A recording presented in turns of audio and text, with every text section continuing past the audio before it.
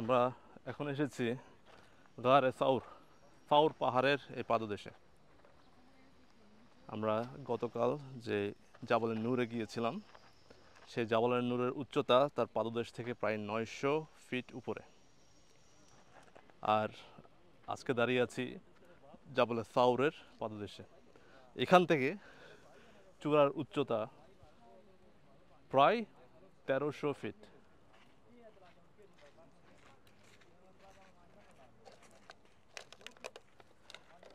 আর আমাদের ইসলাম ধর্মে রাসূল সাল্লাল্লাহু আলাইহি ওয়াসাল্লাম আমাদেরকে কখনো এই সাউর পাহাড়ে গিয়ে ওখানে গিয়ে 2 রাকাত নামাজ আদায় করা, কিংবা কোনো গাছের মধ্যে গিরা লাগানো, কিংবা কোনো পাথর স্পর্শ করা, এগুলো করতে কোনো নির্দেশ দেন নাই। তাই আজকে আমরা এই পাহাড়ে উঠবো না।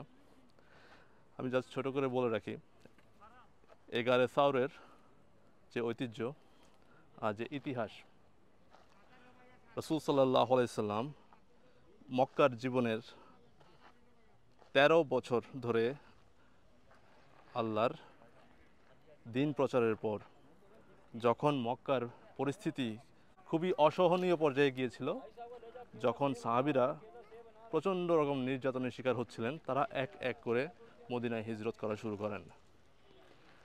এভাবে একটা পর্যায়ে শুধু মদিনায় হিজরত করার পর মক্কায় থেকে যান আমাদের রাসূল সাল্লাল্লাহু আলাইহি সাল্লাম। তিনি সর্বশেষ আবু বকর রাদিয়াল্লাহু আনহুর সাথে একসাথে হিজরত করেন।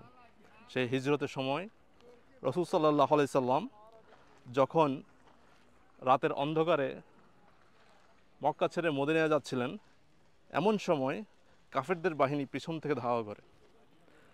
আর রাসূল সাল্লাল্লাহু আলাইহি সাল্লাম ওই সময়টাতে মক্কা থেকে মদিনা যেতে হয় উত্তর দিকে। তিনি উত্তর দিকে না গিয়ে একটু কৌশল অবলম্বন করে দক্ষিণ দিকে চলে আসেন কাবা থেকে।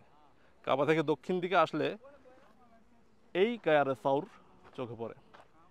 এই গারে সাউরে উনি রাসূল সাল্লাল্লাহু আলাইহি সাল্লাম কাফেরদের থেকে আড়াল হওয়ার জন্য এর চূড়ায় গিয়ে অবস্থান নেন।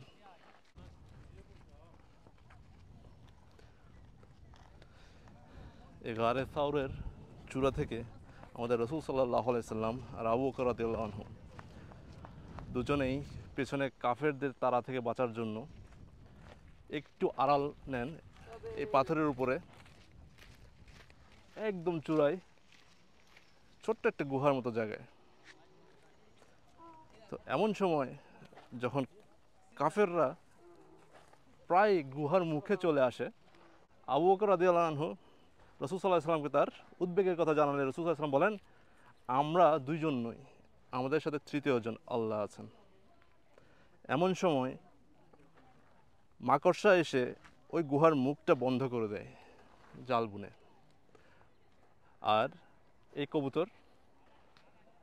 এই কবুতরগুলো এসে সেখানে বাসা বেঁধে ডিম পেড়ে দেয়। এই দৃশ্য দেখে কাফেররা কল্পনা করতে পারে নাই, যেখানে মাকড়সা বাসা বেঁধে আছে আর কবুতরের ডিম বাসা, এখানে কোনো মানুষ কখনো উঠতে পারে না। এরপর আল্লাহ সুবহানাহু ওয়া তাআলা তার কুদরতের মাধ্যমে আমাদের নবী করিম সাল্লাল্লাহু আলাইহি ওয়াসাল্লামের জীবন বাঁচান। এই সেই গারে sour.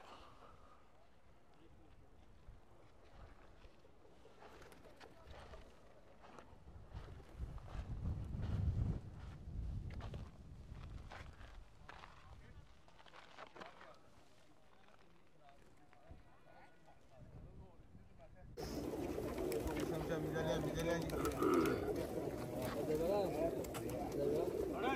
Ghiền Mì Gõ để không bỏ lỡ những video hấp dẫn.